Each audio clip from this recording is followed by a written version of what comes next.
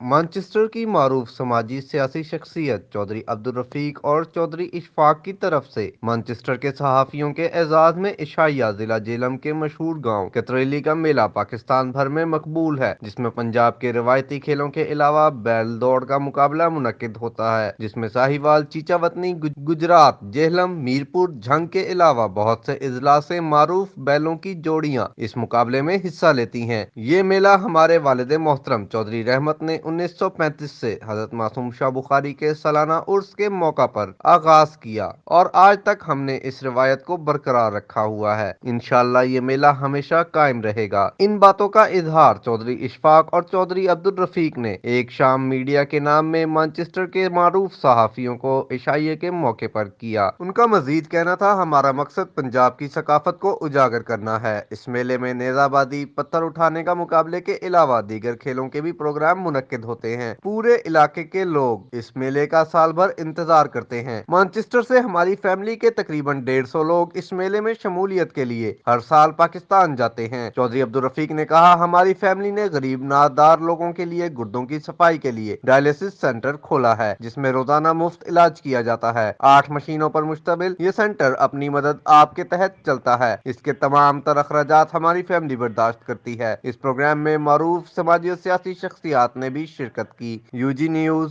Manchester.